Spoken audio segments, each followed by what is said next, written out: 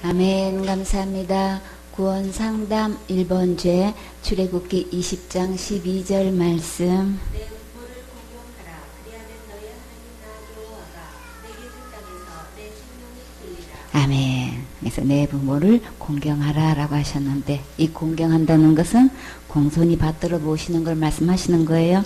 삼가하고 조심하고 정중하게 예의 바르게 마음을 다해서 이제 섬기는 것을 말씀하시는 거죠. 성경에서 장수의 비결은 뭘까요? 하나님 말씀대로 부모님을 공경해 드리는 거죠. 그래서 주님께서 약속하시기를 너의 하나님 나 여호와가 내게 준 땅에서 그럼 이 땅에서 살면서 내 생명이 길리라 이렇게 약속해 주셨어요. 레위기 19장 3절에 보면 너희 각 사람은 부모를 경외하고 그랬어요. 성경에서 경외하는 말은 누구에게만 사용하는 거예요? 하나님께만 사용하는 이 용어를 부모님을 공경하고 하나님이 직접 이렇게 말씀하시는 거. 참, 이 경외한다는 거는 공경하면서 이제 두려워하는데 어려할 줄 알고 또 함부로 하지 않는 거죠. 그래서 부모님을 경외하고 나의 안식일을 지키라. 나는 너희 하나님 여호와니라 하는 여호와께서 이렇게 부모를 각 사람은 부모를 경외하라고 이렇게 직접 말씀하시는데 신명기 5장 16절에 보면 너는 너희 하나님 여호와의 명한 대로 내 부모를 공경하라 이렇게 말씀하시면서 그렇게 하는 날에는 그리하면 너희 하나님 여호와가 내가 부모님을 공경하는데 공경한 만큼 부모님이 나한테 뭘 해주시는 게 아니고 주님은 그것에 대해서 누가 그것에 대해서 응답을 하신다는 거예요. 너의 하나님 여호와가 내게 준 땅에서 내게 생명이 길고 아까는 장수의 복을 주신다고 하셨죠. 생명이 길 뿐만 아니라 또 어떤 것을 약속해 주셨어요? 복을 누리리라. 이 세상에서 내 부모님을 공경하게 되면은 하나님께서 이 땅에서 나로 하여금 장수하게 할 뿐더러 내가 사는 날 동안 주님께서 행복하게 해주시겠다고 이렇게 약속을 해주셨어요. 그렇게 부모님을 공경할 때에 누가 책임지시고 그에 대한 상급을 주신다는 거예요? 하나님이 다 계산해 주신다는 거예요. 그럼 우리는 하나님 말씀에 아멘하면 되죠. 그래서 잠언 23장 25절에 내 부모를 즐겁게 하며 내 낳은 어미를 기쁘게 하라 이렇게 주님께서 말씀하셔요. 그렇게 하게 되는 날에는 나에게 진정한 행복이 있다는 거예요. 디모데전서 5장 4절에 보면 만일 어떤 가부에게 자녀나 손자들이 있거든 저희로 먼저 자기 집에서 효를 행하게 하라 그랬어요. 효를 행하게 할 때에 부모에게 어떻게 효를 행하냐 하니까 그 부모에게 보답하기를 배우게 하라 그랬어요.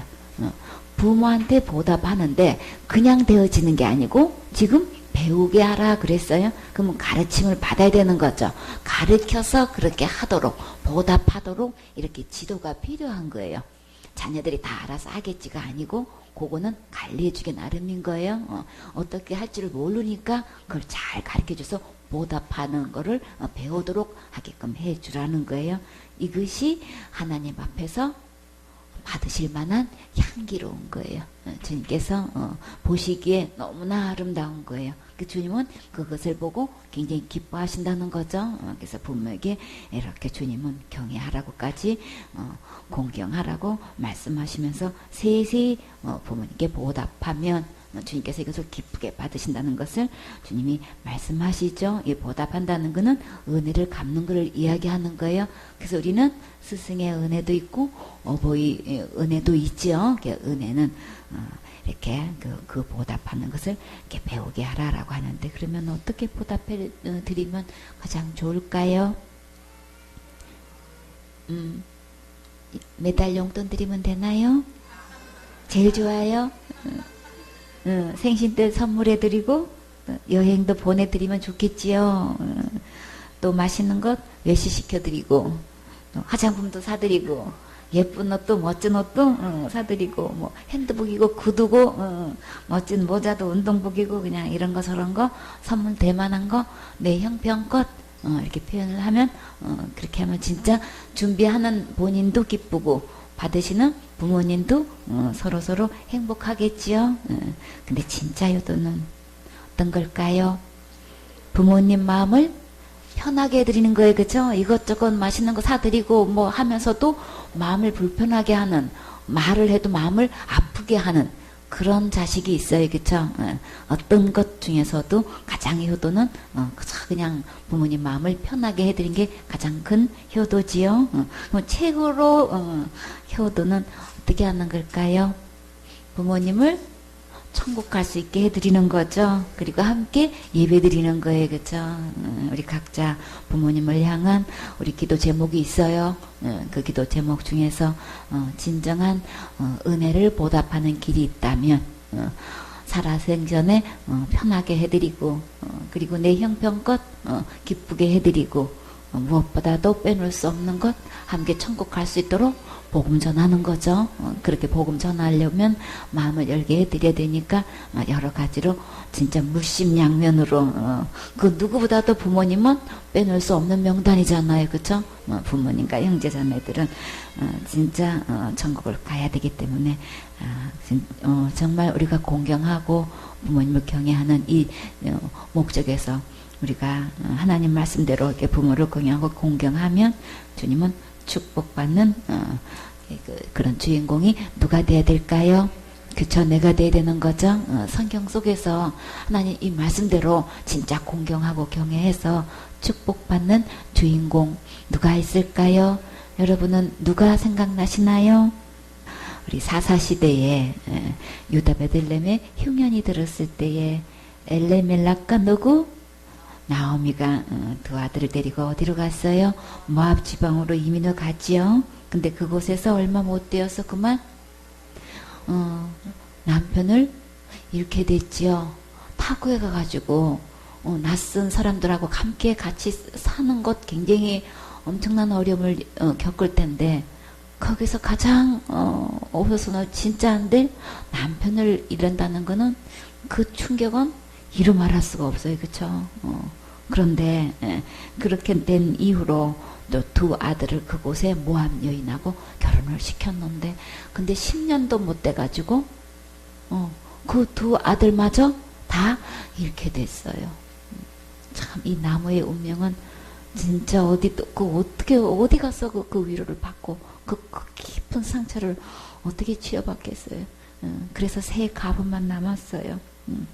그런 상태에 있을 때에 이제 그곳에 이제 막 베들레헴의 소식이 들려오는 거예요. 그때 왜 거기를 떠났다 그랬어요? 그 땅에 흉년이 들어서 조금 이제 있으니까 이민 갈 정도면은 그래도 재력이 그 정도로 있으니까 이민을 갈 거 아니에요. 그렇죠? 없는 사람은 그도 저도 못 가잖아요. 그냥 흉년 들면 드는 대로 거기서 살아야 되는데 조금 있다 보니까 챙겨서 이렇게 이민을 갔는데 거기서 그냥 다 잃어버렸어. 자기만 이제 갈 길이 이제 남은 거예요. 근데 베들레헴에서 하나님께서 자기 백성을 이렇게 돌보셔서 양식을 주셨다는 소식을 듣고 이제 두 자부와 함께 이제 베들레헴으로 오는 길에 나오미가 두 자부한테 어떻게 했나요? 나 따라와봐야 희망도 없고 대를 이을 저것도 못 되니까 그냥 친정으로 돌아가라 그러죠. 부모님께로 돌아가라고.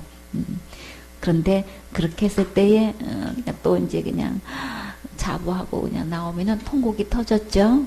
얼마나 붙들고 울었겠어요. 근데 그 동서는 오르바는 그 시므에게 이제 입 맞추고 갔는데요. 룻은 어떻게 했나요? 룻은 갈 곳이 없었을까요?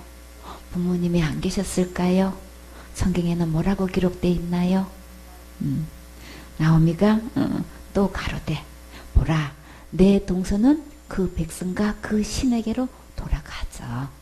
돌아갔으니까 너도 동서를 따라서 돌아가라 그랬어요. 그러면 이 룻은 갈 데가 없었나요? 부모님이 안 계셨나요? 지금 보면 그 부모가 있는 내 백성으로 그 신에게로 내 동서는 갔으니까 너도 가려는 거예요.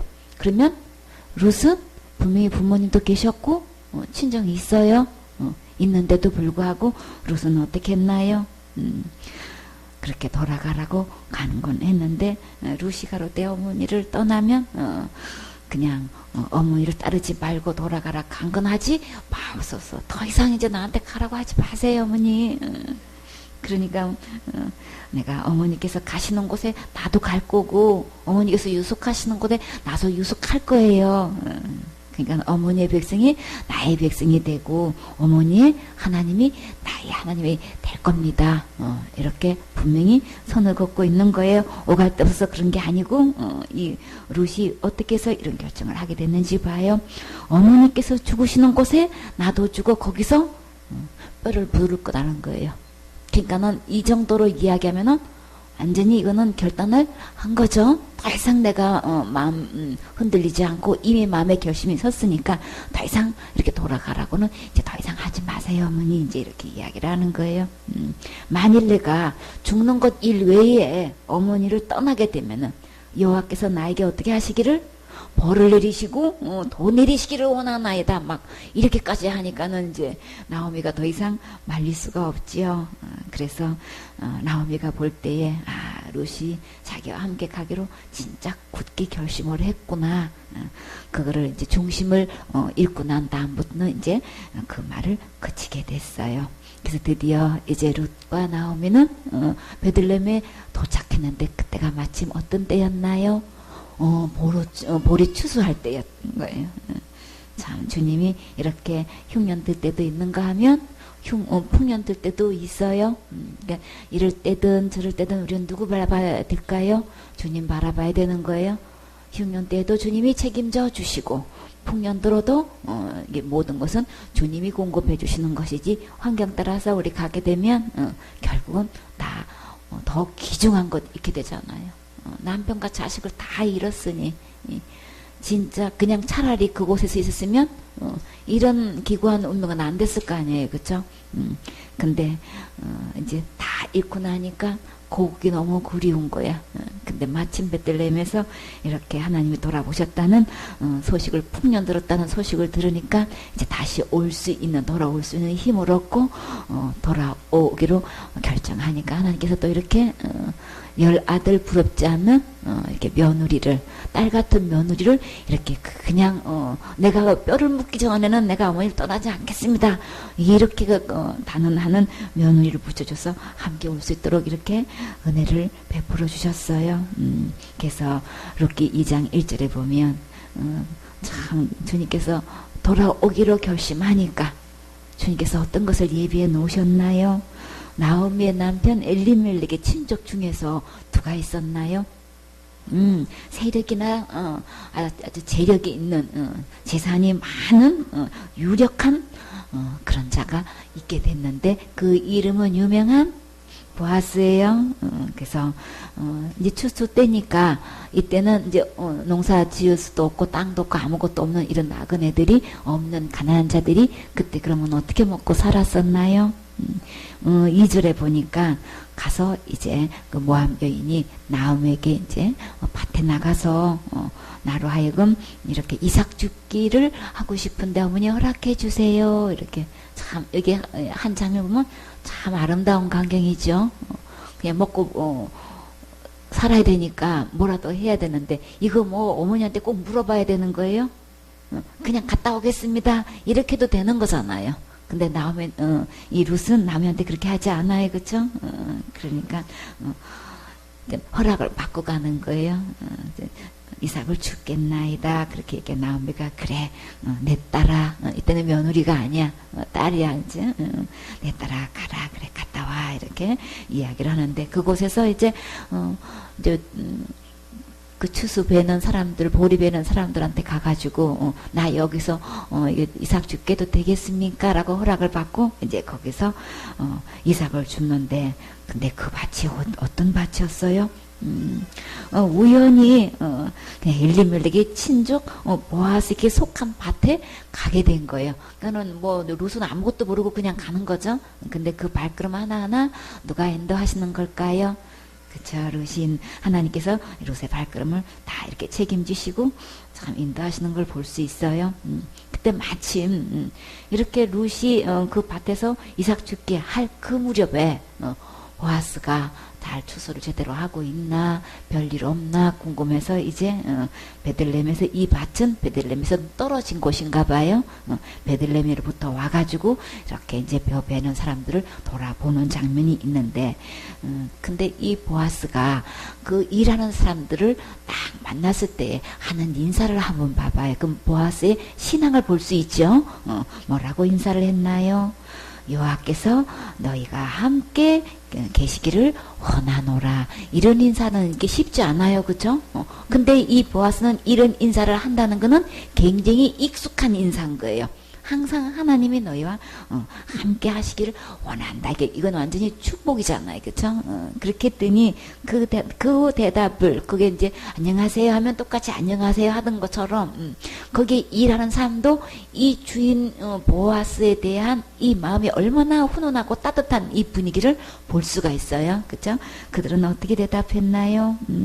여호와께서 당신에게 복 주시기를 원하나이다. 서로 막 이렇게 하나님께 함께하기를, 복 주시기를 이렇게 서로 인사 나누는 거 볼 때 참 이 진짜 아름다운 장면이죠. 근데 보아스가 이렇게 보니까 못 보던 소년이 있는 거예요. 그래서 거기에 책임 맡은 그 사환한테 이제 물어보는 거예요. 그러니까 저 소년은 누구냐 이제 이렇게 하니까 이제 이 사환이 이제 그 룻에 대한 소개를 하는데, 나오미와 함께 모압에서 돌아온 모압 소년인데요. 그러니까는 단사에서 이렇게 이삭 죽게 해달라고 허락해달라고 해서 죽게 했는데, 아침부터 와가지고 잠깐 가서 쉰 외에는 지금까지 계속 이삭 죽기를 하고 있습니다.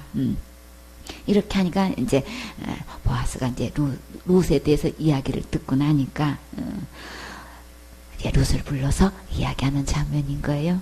근데 이 보아스도 룻에게 뭐라고 칭해요? 친족이라 그랬죠, 그쵸? 친척인 거예요. 그러니까는 나오미의 나이하고 비슷한가 봐요. 그러니까 지금 그만한 연배가 됐나 봐요. 그러니까는 딸이라고 호칭할 정도로 되면 나이가 어느 정도 있는 위치죠. 그래서 내 딸아 들어라. 금방 내 딸이 돼버렸어. 나오미가 연계되니까는 같은 친족이니까 이제 내 딸이 돼버렸어. 참. 그러니까 이 보아스의 인품을 우리가 볼 수 있죠. 처음 봤을 때 이렇게 인사를 하면서 참 이삭 주우러 다란 밭으로 가지 말으라고.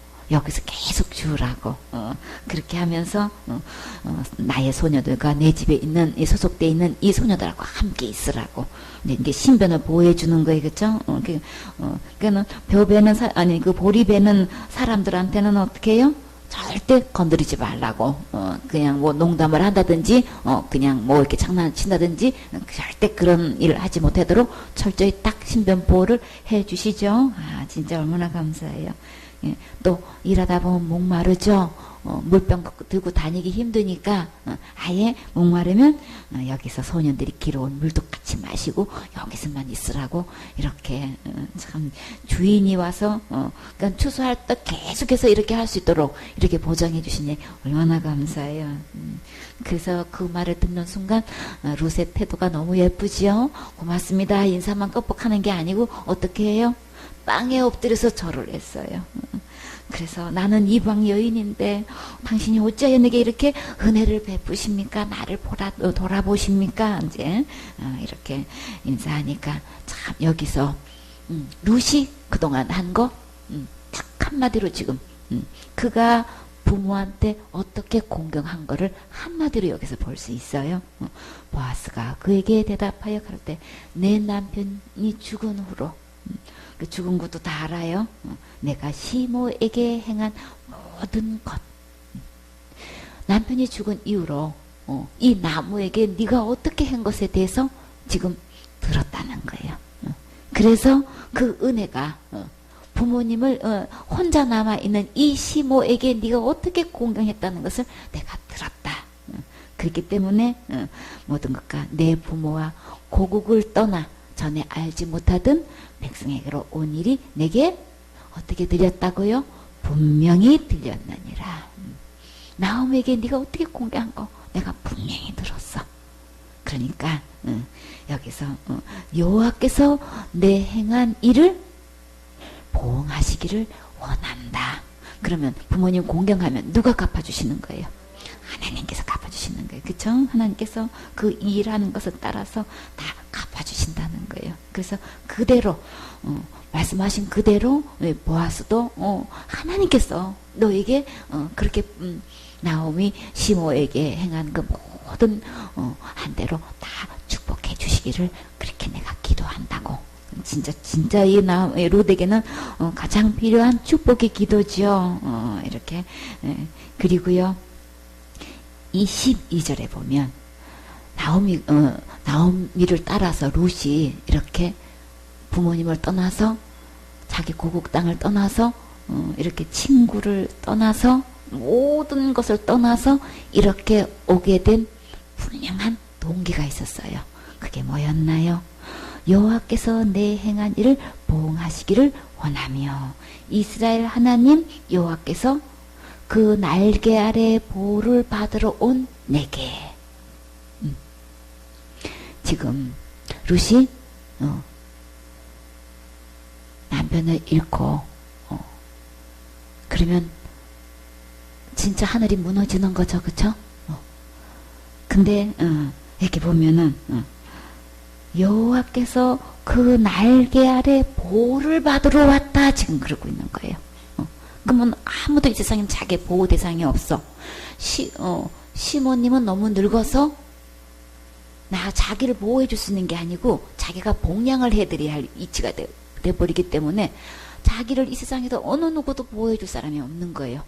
오직 내 일생을 맡길 수 있는 나를 보호해 줄 수 있는 분은 이 세상에 누구만 있다는 걸 고백하고 있어요. 여호와 하나님만 나를 보호할 수 있는 분이시다. 그래서 이렇게 자기 고국 땅을 부모님을 떠나서 모든 것을 버리고 시모를 따라온 유일한 이유가 있다면 그 이유는 뭐 때문에 온 거예요? 나를 보호해 줄 수 있는 분은 이 세상에서 여호와 하나님 뿐이야. 시모님이 떠나면 그 하나님을 통해서 내가 보호를 받을 수가 없는 거예요. 그럼 어디 가야 돼요? 모압 땅에서는 그 신 아래 있기 때문에 그러니까 시모를 따라서 어디 가야 되는 거예요? 여호와 하나님 나라 베들레헴으로 갈 수밖에 없는 거예요. 이 베들레헴에 온 거는 거기서 풍년이 들어서 시모를 따라온 게 아니고 오직 나를 유일하게 보호해 줄 수 있는 분, 나를 내 일생 남은 일생을 책임져 줄 수 있는 분은 나를 품어줄 수 있고 나를 가려줄 수 있는 분, 오직 누구신 여호와 하나님, 그 날개 아래 보호를 받으러 왔다고. 이게 신앙인 거예요. 그래서 출발한 거예요. 그래서 그렇게 여호와께서 그 날개 아래 보호를 받으러 온 내게 어떤 상 주기를, 너에게 하나님께서 상 주시기를 원하는데 어떤 상 주기를 원하신대요? 그런 너에게 하나님께서 상 주시기를 원해, 이렇게 표현한 게 아니고 온전한 상을 주기를 원한다고 이렇게 축복을 하셨어요. 참, 그러면 어떤 온전한 상을 받았을까요? 이렇게 자기의 남은 일생을 보여줄 수 있는 그 날개 아래 보호받을 수 있다는 이 믿음을 따라왔는데 그 온전한 믿음으로 어떤 온전한 상을 받았는지 한번 봐요. 룻기 4장 13절에 보면 그 여정을 통해서 참 그 믿음대로 정말 주님만 바라보고 온 거예요. 그쵸? 시몬은 재산이고 뭐고 이제 다 잃어버리고 겨우 이제 베들레헴에 올 정도밖에 아무것도 가진 것도 없고 바라볼 거 전혀 없어요. 오직 여호와만 바라보고 왔는데 온전히 여호와만 바라보고 온 그 온전한 그 믿음에 어떤 상을 주셨는지, 그 온전한 상 4장 13절에 보니까 그 보아스가 어떻게 됐나요? 룻을 취하여 아내를 삼게 해주셨어요. 와, 그러면 앞으로 살 걱정 있나요? 베들레헴에서 보아스는 유력한 자라 그랬어요. 권력 면에서나 재산, 재물에 대해서나 아주 뛰어난 유력한 자란 말이야. 아주 그냥 막강한 권력이 있는 사람이란 말이에요. 그런 사람을 남편으로 맞이했다면 먹고 살 걱정 전혀 없지요. 참 참 이 룻의 이 온전한 믿음은 주님은 진짜 온전한 상을 받고도 남아 믿도록 정말 주님은 하나님답게 상 주시지요. 완전히 상상 초월로 심어 바라보고 온다는 거는 이거는 전혀 가망성이 없는데 하나님 바라보고 왔더니 나를 오직 보호해줄 수 있는 분은 하나님 날개 아래뿐이야. 나 주님만 바라보고 여기까지 왔더니 주님께서 이렇게 온전한 상을 예비해 놓으셔가지고 이렇게 룻을 이렇게 아내로 이렇게 보아스가 취할 수 있도록 이렇게 은혜를 베풀어 주셔서 아내를 삼고 그와 동침하였더니 주님이 또 못 얻어주셨어요. 그렇게 함께 일평생 동안 사는 것도 너무나 큰 축복인데 주님께서 거기서 또 아들도 낳은지라. 참 얼마나 감사해요. 그 아들을 통해서 15절에 보니까 이는 내 생명의 회복자며 내 노년의 복량자라. 참 곧 너를 사랑하며 7 아들보다 귀한 누가 낳았어요? 귀한 자부가 낳은 자로다. 참 이렇게 나오미에게 막 이루 말할 수 없는 이 손자를 안겨준다는 이 선물은 진짜 비교할 수 없는 건 거예요. 자식을 낳아서 길러 봐도 손자를 이렇게 선물로 받아서 이 아이를 기른다는 것은 이 나오미한테는 그치는 얼마나 각별할 거냐고요. 그쵸? 하나님께서 이렇게 그러면 이 룻은 이 하나님을 누구를 통해서 알게 됐어요?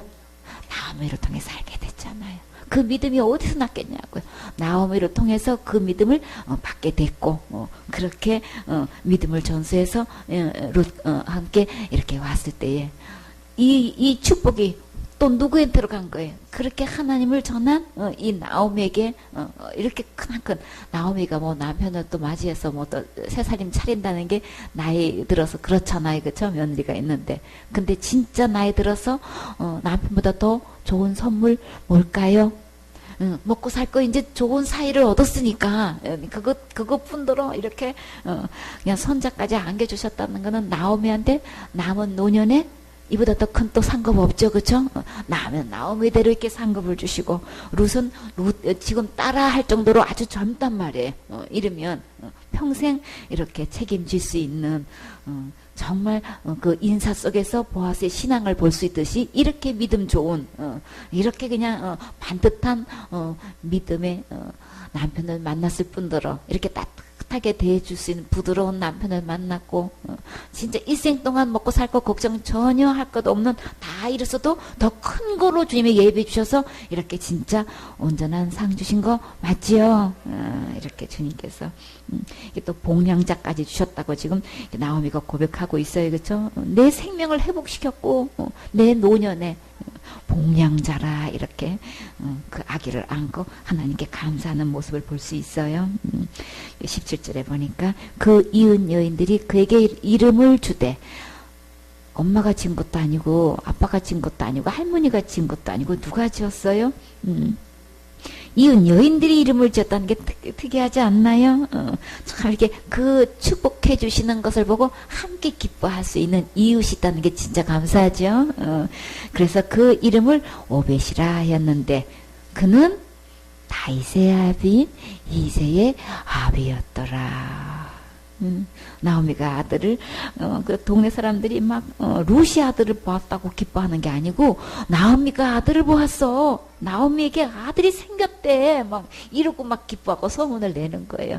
참 주님께서 나오미에게도 큰 은혜를 주셨죠. 이렇게 룻이 하나님 말씀에 순종하여 시모를 공경하였을 때 어떤 복을 받았다고요? 왕족에도 올라가고 또요 이 다윗은 왕이죠. 이 오벳이 이새를 낳고 이새가 또 다윗을 낳았는데 이제 그냥 이렇게 보아스를 만나서 일생을 이렇게 산다는 것도 이거는 진짜 기적 중에 기적인데 아니 그 손자가 그죠? 손자의 손자가 왕이 됐다는 이 대간식에 나오미가 살았을까? 룻이 살았을까? 룻이 살 확률은 있지요. 그런데 이렇게 막 그냥 증손자가 되나요? 그러면 증손자가 왕위에 올랐다면 이거는 이보다 세상에 더 큰 축복은 없어요. 그렇죠?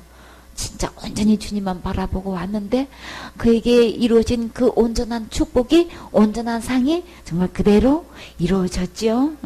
이렇게 해가지고 참 또 왕족에 또 올라갔을 분들은 또 어떤 축복을 받았나요? 예수님의 족보에도 올라가는 정말 상상 초월의 전무후무한 엄청난 축복을 받았지요. 하나님 말씀대로 부모를 공경하면 장수하고 또 복을 주신다고 약속하는데 그대로 응답하셨지요. 또 어떤 축복을 주셨는지 봐요. 마태복음 1장 1절에 보면 아브라함과 다윗의 자손 예수 그리스도의 세계라 그랬어요. 그러면 예수님의 족보에 올라간 장면을 한번 봐요. 예수님의 족보에 올라간 이 축복의 주인공 5명의 여인들이 있어요. 근데 3절에 보니까 누가 올라갔어요? 유다는 다말에게서 베레스를 낳았다 그랬어요. 다말도 남편이 죽었지요. 죽어서 그저 여기는 시아버지 유다를 통해서 베레스를 낳게 됐지요. 참 근데 여기서 베레스와 세라를 낳았다, 이제 쌍둥이를 낳았는데 이 다말이 예수님의 족보의 이름에 처음 올라가게 됐고 살모는 라합에게서 보아스를 낳았다 그랬어요. 근데 이 예수님의 족보에 이렇게 이게 한 가족이 이름이 2명이 올라간 건 또 처음인 거예요. 그렇죠? 그러면 보아스 여기의 어머니가 라합이면 그러면 룻에게는 뭐가 되는 거예요? 시어머니가 되는 거죠. 시어머니하고 며느리가 똑같이 예수님의 족보에 나란히 올라가게 됐어. 자, 이건 진짜 축복 중에 이거는 뭐 이 명예로 말할 것 같다면 이보다 더 큰 명예가 없어요. 그렇죠?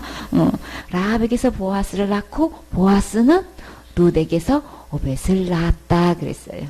오벳은 이세를 낳고 이세는 다윗 왕을 낳으니라.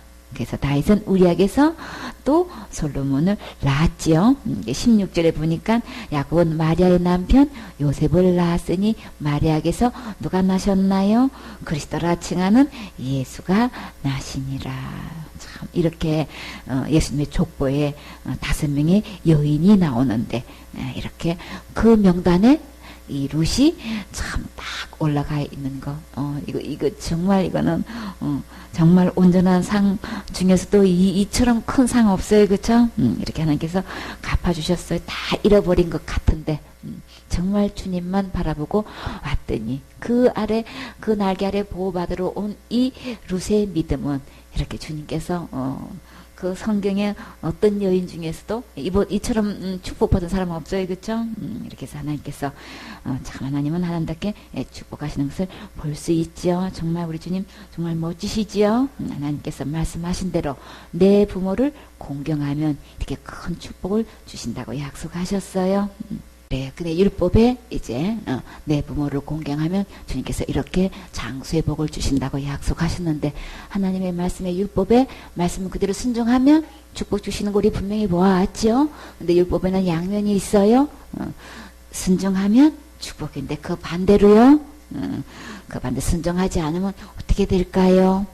마가복음 7장 10절에 모세는 내 부모를 공경하라 하고 또 아비나 어미를 해방하는 자는 반드시 어떻게 된다고 하셨나요? 죽으리라 그러셨어요. 이렇게 아비나 어미를 헐뜯고 비방을 하게 되면은 율법에 의해서 그대로 순종하지 않는 그 반대는 죽음을 면치 못하는 거예요. 율법 중에 어떤 계명도 거기에 대해서 불순종하게 되면은 죽음이 와요. 그냥 큰 죄는 뭐 지옥 가는 거고 뭐 자범죄는 어떻고 그거 아니에요. 육백열사같이 어떤 계명 중에서도 딱 한 개만 보면 다 죽는 거예요. 다 생명을 요구하는 거예요. 그러니까 우리 이거 절대 오해하면 안 되는 거예요. 그렇기 때문에 우리 말씀을 분명히 봐야 되는 거죠. 신명기 21장 18절에 보면 사람에게 완악하고 패역한 아들이 있어. 그냥 성질이 억세고 고집스럽고 사납고 완전히 그냥 사람 없어 마땅히 해야 할 도리도 하지도 않고 어긋나고 그냥 순리를 거스리고 불순하는 그런 아들이 있대요. 참 그러면 그 부모님 심정이 어떨까? 그래서 그 아비의 말이나 어미의 말을 순종치도 않아. 그리고 부모가 징책하여도 그저 그냥 꾸짖어서 그렇게 하면 안 되지 하고 그냥 그 어머를 리초도록 그렇게 야단치고 그렇게 해줘도 어떻게 해요? 말을 듣지를 않아. 그렇게 했을 그럴 아들이 있으면 율법으로 보면 주님은 어떻게 하라고 하셨나요?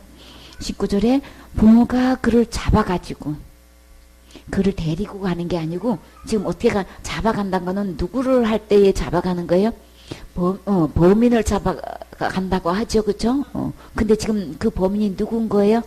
자기 아들인 거예요. 자기가 낳은 아들이 이렇게 폐역하고 완악하고 이렇게 그냥 그렇게 말을 해도 말 안 듣고 이런 아들은 잡아가지고 성문에 이르러 그랬어요. 지금으로 말하면 어딜까요?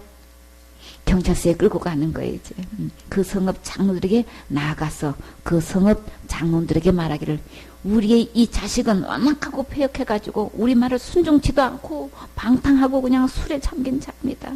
도체가 그냥 주색잡기에 빠져가지고 너무나 행실이 볼 수가 없습니다. 그렇게 고하라는 거예요. 그리고요 그 성읍의 모든 사람들이 그런 아들을 어떻게 하래요? 그를 뭘로 죽여요? 쳐 죽이래요. 어떻게 쳐 죽여요? 돌로 쳐 죽일지니. 율법은 순종 그대로 안 하는 경우에는 이렇게 해야 되는 거예요. 그리고 내가 너희 중에 악을 제하라. 이렇게 해가지고 온 이스라엘에게 이 소문을 듣고 직접 그것을 보고 하나님을 두려워하게끔, 하나님 말씀에 두려워하게끔 이렇게 하라고 주님 말씀하시는 거예요. 참, 그럼 율법을 놓고 살아남을 사람 있나요? 한 번도 부모님 속 안 상하게 살아셨나요? 우리 제일 진짜 그냥 무려 막심한 자식이라고 우리 고백하지 않을 수가 없지요.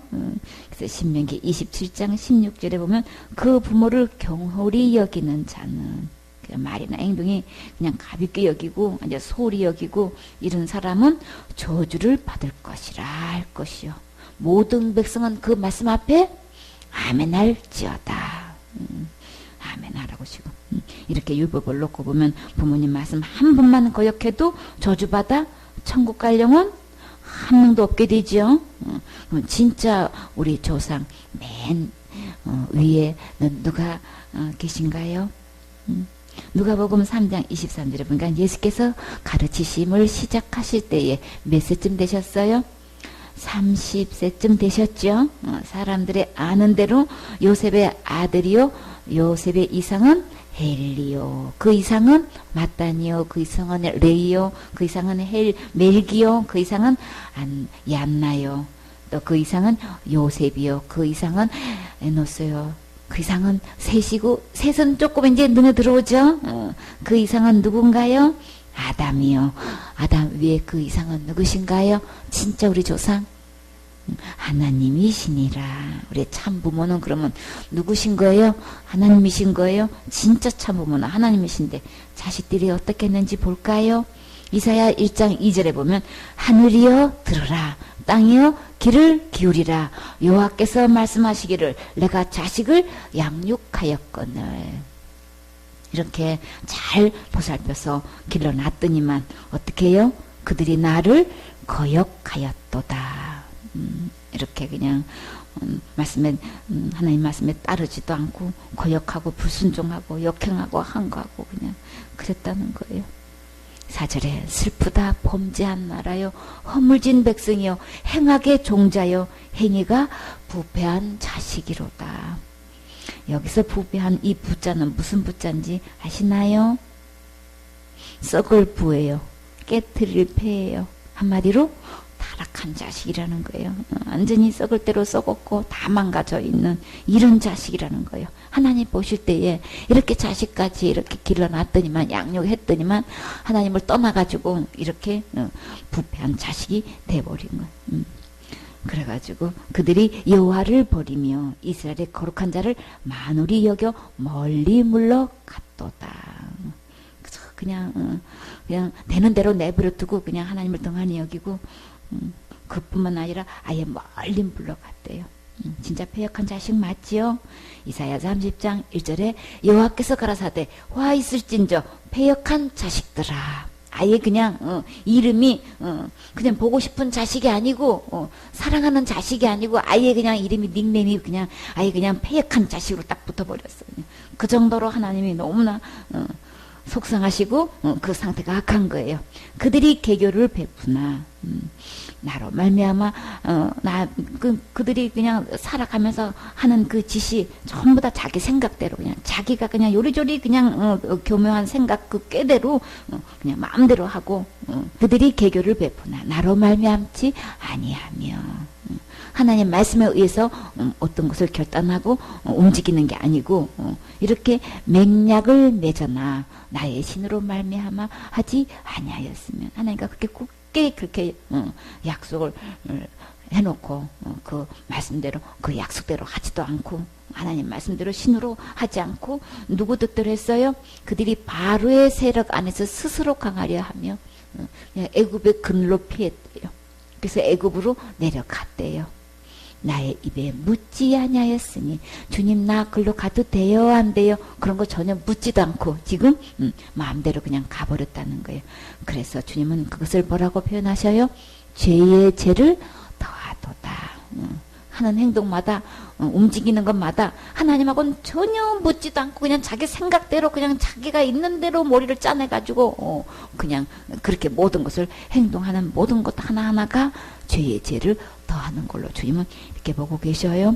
30장 9절에 대저 이 패역한 백성이요 거짓말하는 자식이요 여호와의 법을 듣기 싫어하는 자식이라. 아예 이 백성이 그냥 하나같이 그냥 거짓말 할 뿐더러 아예 하나님 법은 아예 듣기도 싫어해. 그래서 주님은 이 본문 말씀에 내 부모를 공경하라. 그리하면 너희 하나님 나 여호와가 내게 준 땅에서 내 생명이 길리라 그렇게 약속하셨는데 하나님께 진짜 부려는 어디서 시작되는 걸까요? 하나님 말씀 듣기 싫어하면서 시작되는 거예요. 지금까지는 이렇게 했을지라도 이제부터는 하나님 말씀으로 돌아오셔야 되겠지요. 하나님 말씀 경청하셔야 되겠지요. 이렇게 하나님 말씀을 사모하면 이렇게 룻이 하나님만 의지하고 하나님만 바라보고 이렇게 하나님께서 나를 보호해 주시기를 의뢰하고 완전히 의뢰하고 쫓아왔을 때에 이렇게 큰 은혜를 베풀어 주신 것처럼 우리도 지금부터 하나님 말씀에 순종하고 그렇게 주님 말씀대로 따라 행하면 내 마음속에 진정한 만족이 있어요. 진짜 행복이 있어요. 이 율법은 왜 주셨다고요? 우리의 행복을 위해서 주신 거예요. 그렇기 때문에 내 생각을 내려놓고 내 감정도 내려놓고 하나님께 의뢰해서 주님 말씀에 순종할 수 있도록 주님 도와주세요. 우리의 힘으로는 우리 할 수 없어요. 그렇죠? 그렇기 때문에 은혜를 입어야 되는 거죠. 은혜를 입으려면 어떻게 해야 될까요? 예배 성공해야 돼요. 예배를 통해서 하나님부터 이 말씀을 그대로 순종할 수 있는 힘을 받을 수 있는 거죠. 우리에게는 하나님의 은혜가 필요하고 하나님께 드리는 예배가 필요하지요. 이렇게 해서 하나님의 말씀은 우리가 이것을 지켜 행해가지고 천국 갈 영혼은 이 세상에 아무도 없어요. 오직 우리가 살아가는데도 예수님의 은혜로만 살아갈 수 있고 우리가 이 율법을 주님께서 주시는 이 말씀을 준행하는 것도 주님의 은혜로만 힘입고 할 수 있는 거죠. 그래서 이렇게 정말 그리스도 안에서 예수님 안에서 우리 부모님 돌아가셔서 아무리 제사 지내봐야 아무 소용없어요. 그거 다 귀신한테 하는 거지 부모님이 하는 거 아닌 거예요. 부모님한테 효도하는 거는 공경하는 거는 살아계실 때 하는 거예요. 이게 살아계실 때 내 형편 닿는 데까지 진짜 먼저 하나님 말씀을 생각하면 우리 할 수 있죠. 이렇게 해서 기쁘게 해드리고 공경하면 하나님께서 다 보시고 하나님이 갚아주셔요. 우리가 진짜 하나님으로부터 이렇게 축복받는 주인공 되셔야 되겠지요. 출애굽기 20장 13절 말씀. 아멘. 최초의 살인사건은 어디서부터 시작되었나요? 에덴 동산에서. 창세기 2장 17절에 선악을 알게 하는 나무의 실과는 먹지 말라 그러셨지요. 왜요? 내가 그걸 먹는 날에는 정령 죽는다고 주님 말씀하셨어요. 근데요, 3장 1절에 그 살인사건이 어떻게 시작됐어요?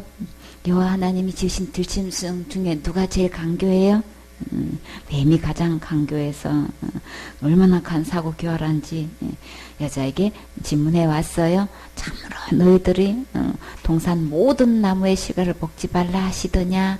아니 하나님의 에덴 동산에 창설하시고 과일나무를 주셨을 때는 왜 주신 거예요?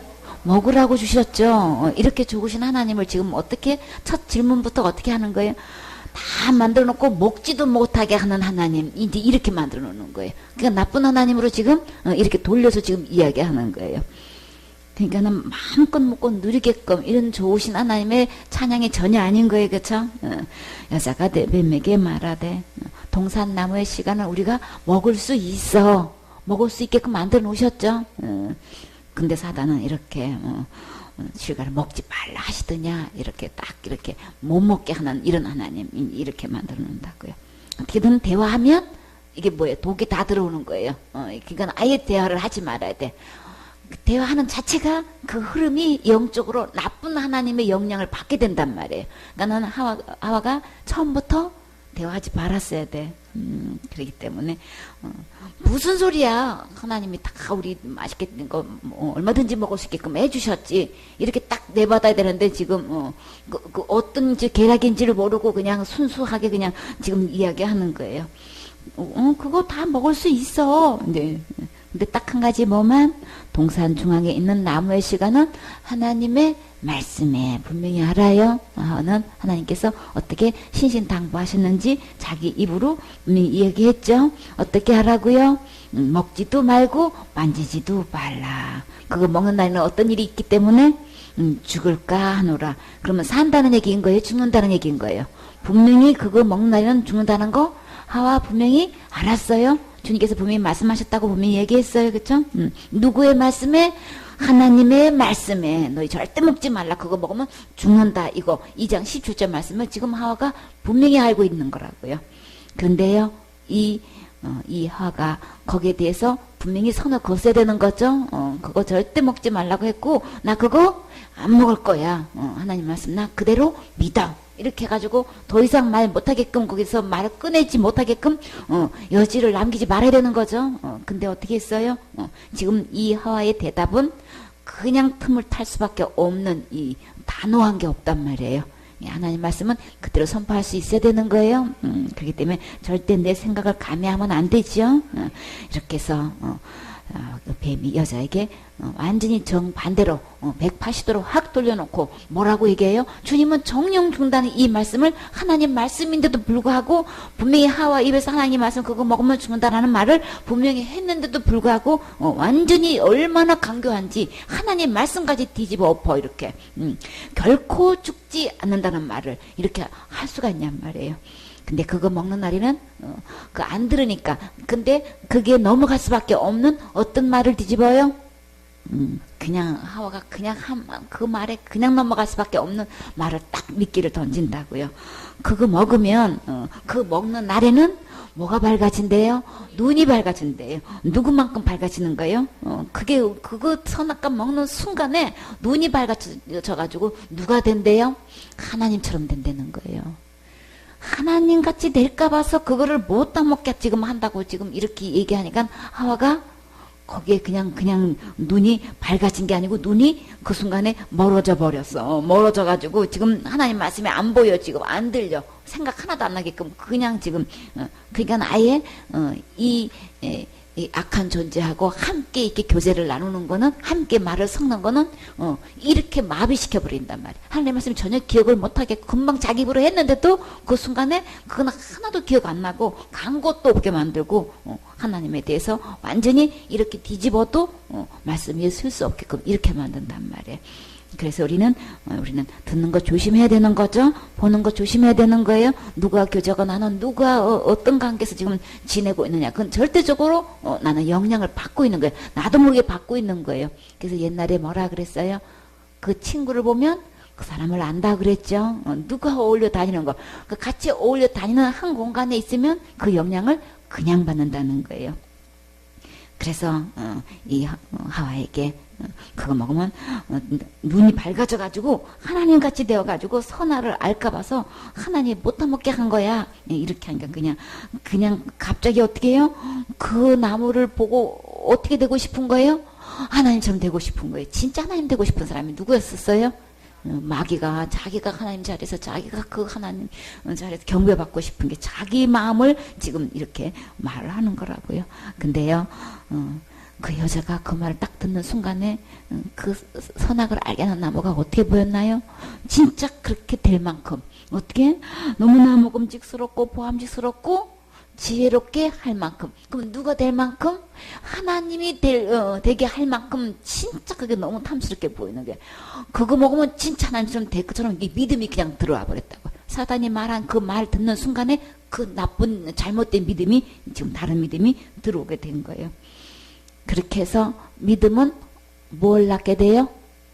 그대로 그냥 몸이 움직여지게 돼 있죠. 우리 믿음대로 따라간단 말이에요. 그 마음에 믿어지는 순간에 그거를 보는 것도 전부 다 너무나 그냥 그대로 될 만큼 다 그렇게 그냥 보암직하게 먹음직하게 그냥 침이 그냥 꼴딱꼴딱 넘어가는 거예요. 그거 안 먹을 사람 있을까요? 하나님 된다는데. 그쵸? 우리 다 넘어가요. 그쵸? 그렇기 때문에 우리는 저마다 다 하와예요. 그러니까 우리는 누구 말씀만 듣고 살아야 되는 거예요. 하나님 말씀만 듣고 살아. 하루는 하나님 말씀 들었다가 하루는 사탄 말 들었다가 그러면 이것도 아니고 저것도 아니고 근데 어디로 휩쓸려요? 하나님 말씀으로 휩쓸리는 게 아니고 지금 어디로 가는 거예요? 마귀 따라 마귀 말이 더 크게 보여. 세상 말이 더 크게 보이게 돼 있는 거예요. 그러니까 우리는 구별된 삶을 살아야 되는 거죠. 예배 드려도 생명의 말씀을 드려 사는 거예요. 그냥 죽은 말씀 그냥 그냥 세상 지혜로 온갖 것 다 그냥 고차원적인 학문을 갖다가 이렇게 이야기하면 그게 나는 모르는 것들을 채워주면 그게 하나님 말씀으로 착각을 한단 말이에요. 구분해야 되는 거죠. 세상 지식과 하나님 말씀을 구별해서 들을 때 우리 영이 살아요. 영향을 받기 때문에. 그렇게 해서요. 그 여자는 어떻게 했나요? 그것을 따먹게 됐죠. 자기와 함께한 남편에게도 주었을까요? 당장 갖다 주지요. 제일 먼저 갖다 주지요. 애기 있었으면 애기가 먹을 수 있으면 그냥 보따리 싸갖고 갔을 거예요. 그렇죠? 이렇게 해서 이렇게 알고도 그것을 주님은 절대로 먹으면 죽는다고 분명히 말씀하셨건만 알고도 따먹었어요. 그러면 살았을까요? 죽었을까요? 선악과 따먹은 순간 누구 말씀대로 됐을까요? 선악과 따먹었어. 그래서 그 순간에 남편도 하와도 같이 하나님 됐나요? 그 순간에 어떻게 됐을까요? 로마서 1장 28절에 보니까 그 순간에 하와 아담은 어떻게 됐을까? 저희가 마음에 하나님들을 싫어하고 자기 스스로가 하나님 되려고 선악과 따먹은 순간에 하나님께서는 어떻게 했어요? 저희를 그 상실한 마음대로 내어버려뒀다 그랬어요. 하와야 그거 따먹으면 안 되지 하고 손을 꽉 잡았어야 되잖아. 왜 안 잡았을까요? 이미 마음으로 따먹은 거예요. 범죄는 어디서부터 시작되는 거예요? 마음에서 시작되기 때문에 하나님을 마음에 두기 싫어한 거예요. 자기가 하나님 되려고 이미 결심을 한 거예요. 그 순간에 하나님 버린 거란 말이에요. 그러니까 손을 잡아서 될 일이 아닌 거예요. 이미 마음으로 자기가 하나님 되려고 결정을 했기 때문에. 그래서 내버려 둔 그 자유의지가 있어서 하나님 형상대로 하나님 모양대로 사람을 지었기 때문에 내가 하나님을 섬길 수도 있고 다른 신을 섬길 수가 있는 거예요. 결정권은 나한테 있는 거예요. 그것은 오직 사람에게만 주어진 특권인 거예요. 그래서 내가 진짜 마음의 중심으로 하나님을 섬길 수 있게끔 주님은 이렇게 해놓으셨다고요. 로봇처럼 우주 만물처럼 이렇게 말 한마디 움직이는 게 아니고 자유의지를 주셨어요. 그래서 마음에서 내가 하나님 되려고 그걸 보았고 따먹은 이건 이미 벌써 따먹기 전에 이미 벌써 하나님 버린 행위가 됐기 때문에 주님은 그냥 내어버릴 수밖에 없죠. 하나님의 계산 방법과 사람의 계산 방법은 달라요. 그랬더니 그 마음이 어떤 상태라고 주님은 말씀하셨나요? 선악과를 따먹는 순간, 하나님을 마음에서 버리는 순간 그 마음은 상실됐다 그랬어요. 죽었다. 여기서 상자는 무슨 상자라고 그랬어요? 죽을 상자인 거예요. 잃어버릴 실인 거예요. 이미 생명 되신 하나님을 잃어버린 마음이 되어버렸단 말이에요. 그러면 그 안에 하나님이 계셔서 생명이 된 건데, 근데 그 열매를, 그 생명을 잃어버렸다. 그 생명이 죽었다는 얘기인 거예요. 그쵸? 그래서 상실한 그 순간에 죽은 거예요. 하나님 말씀대로 됐나요? 사단의 말대로 됐나요? 하나님 말씀대로 죽었어요. 그거 먹으면 정령 죽는다는 하나님 말씀대로 이미 그 안에 죽음이 찾아온 거예요. 있던 생명이 죽은 거예요. 잃어버린 거예요. 그렇기 때문에 최초의 이 살인은 어디서부터 시작되었는가. 이렇게 하나님 말씀대로 순종하지 않고 자기가 하나님 되려고 선악과 따먹은 순간부터 최초의 살인이 시작됐어요. 자, 알고도 따먹었어요. 그러면 그건 어떤 살인죄인가요? 자기가 스스로 알고도 따먹으면 그거는 자살인 거예요. 남편도 따다 주었으면 그러면 무슨 죄도 또 지은 거예요? 남편을 죽이는 아주 그냥 이거는 살인죄라는 죄는 다 지금 다 지게 돼 있는 거라고요. 근데 우리가 살면서 나는 절대 자살죄를 안 짓는다고 신앙이 깊다고 하는 사람은 신앙이 있다고 하는 사람, 직분이 있다고 하는 사람들은 이거 하나같이 아주 그냥 막 펄펄 뛰면서 이야기하죠. 아, 그러셨어요. 그러셔야지요. 근데요, 목사님, 근데요, 장로님, 근데요, 권사님, 지금까지 예수님 믿는다고 하시면서 한 번도 안 미워하셨나요? 거기에 대해서 펄펄 뛰고 그럼 안 미워했지. 어딜 나를 그런 걸 물어봐. 그러신 분은 한 분도 안 계시더라고. 근데 성경에서 와서 보니까 요한일서 3장 15절에 보니 형제를 미워만 하게도 주님은 어떻게 계산하시나요? 살인하다, 살인자다, 지금 이렇게. 그럼 우리는 직분을 있는 대로 갖고 있으면서 예수님 믿는다고 하면서 교회 몇십 년 다니면서 우리 수도 없이 살인죄 지어왔고 짓고 있어요. 그러면 앞으로 사시면서 그 죄 한 번도 안 지을 자신 있으신가요? 진짜 큰 소리 치고 안 지을 자신 있지? 이렇게 할 사람이 얼마나 될까? 나 살인죄 안 짓는다니까 이만큼 자신 있게 말할 사람 얼마나 있을까? 그러니까 자기가 얼만큼 살인죄를 지어왔고 살인죄 지을 수밖에 없고 진짜 연쇄 살인범이었다는 거를 인식을 못하고 살아가고 있어요. 왜 그럴까요? 이 중독 때문에 사단의 말에 속아가지고 아직도 자기가 하나님 되려고 하나님 노릇 하고 있어가지고 몰라. 지금 하는 신앙생활이 아니고 지금 열심히 지금도 선악과 따먹고 하나님 노릇 하고 있다니까요. 하나님만 하실 수 있는 거를 자기가 할 수 있다고 착각을 하고 열심히 뭔가를 하고 있어. 그래서 목사님한테 목사님 지금 돌아가셔도 천국 가실 수 있어요? 그래서 열심히 노력하고 있습니다. 열심히 노력하는 건 지금 뭐 하고 있는 거예요? 열심히 지금 자기가 하나님 노릇하고 있는 거예요. 열심히 노력하면 하나님 되나요? 열심히 노력하면 천국 갈 수 있나요?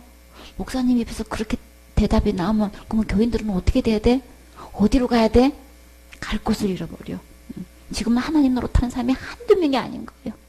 수없이 자기는 자살죄를 짓고 있고 살인죄를 수없이 짓고 있으면서 지금 하나님 노릇하고 있다고요. 지금 이렇게 우리는 처음부터 그때가 언제였나요?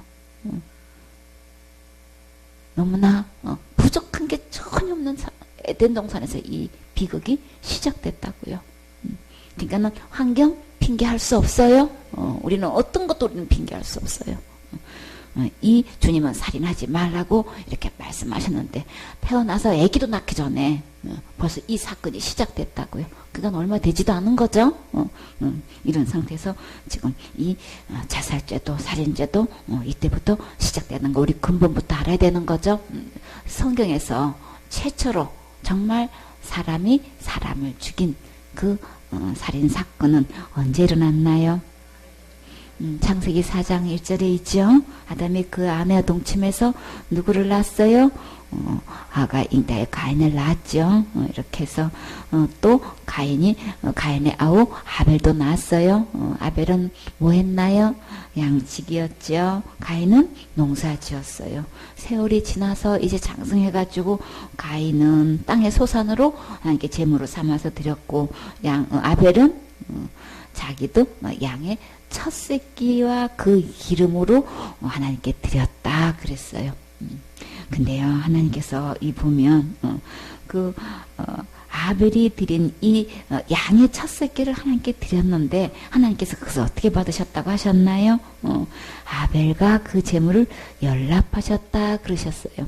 하나님은 이 첫 열매를 너무나 흐뭇하게 여기시고 기쁘게 받으시는 걸 볼 수가 있어요. 이 첫 열매 하나님께 드리는 거 다 주님께서 말씀해 주신 거죠. 다 가르쳐 주신 거예요.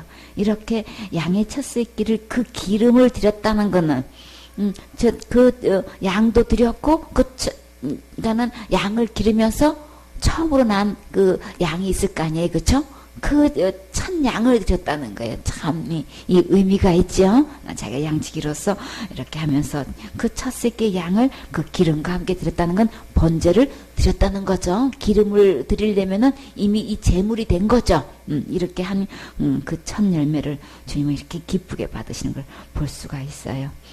하나님 말씀대로 그대로 순종하면 하나님께서 기쁘게 받으시면 그에 대한 보상은 또 이루 말할 수가 없지요.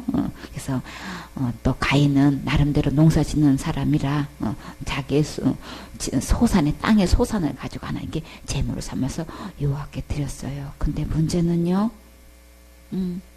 가인과 그 제물은 주님이 받지 않으시더라는 거예요.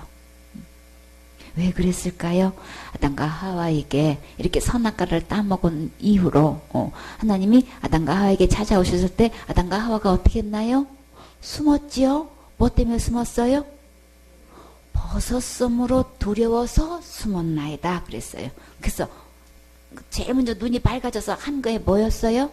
나 하나님 됐다 이게 아니고 뭐 했어요?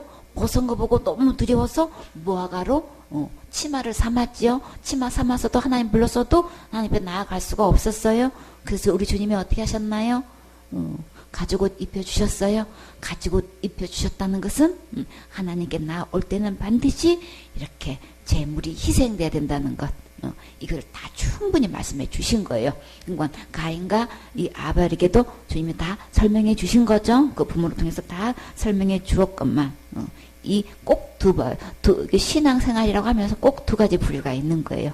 자기가 열심히 아직도 뭘 해가지고 하나님 노릇하고 있는 사람이 있는가 하면 이렇게 하나님 말씀대로 하나님 앞에 나아갈 때는 뭐 없이는 갈 수가 없어요. 피 없이는 나아갈 수가 없죠. 이렇게 해서 이제 하나님 만나게 그냥 하나님과 교제하고 지냈는데 이렇게 범죄한 이후에는 반드시 그 죄값을 치는 피를 흘려야 되기 때문에 이렇게 그 첫 새끼를 하나님께 드려서 드린 이 아벨은 주님께서 그렇게 기쁘게 받으셨는데 가인이 자기가 농사지어서 하나님께 제물로 바친 그 제물은 가인도 안 받으시고 그 제물도 주님은 받지 않으셨어요.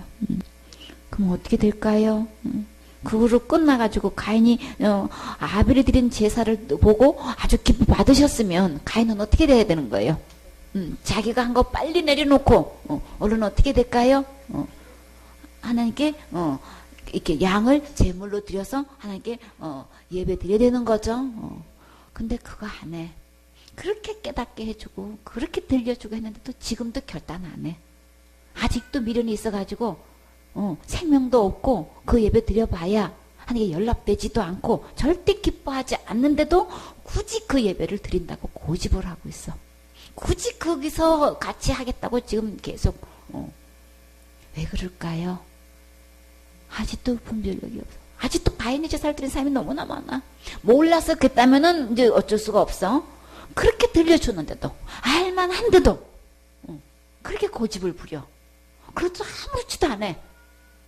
전혀 괴로워하지도 않고 차라리 가인은 어떻게 써요? 막 완전히 그냥 분해가지고 아벨이 받고 자기 건 안 받는 게 막 분노해가지고 왜 내 건 안 받는 것이야 막 이래가지고 그 문제를 알아내야 되는 거죠. 좀 분노라도 하면 좀 좋겠는데 어떻게 아무렇지도 않냐고.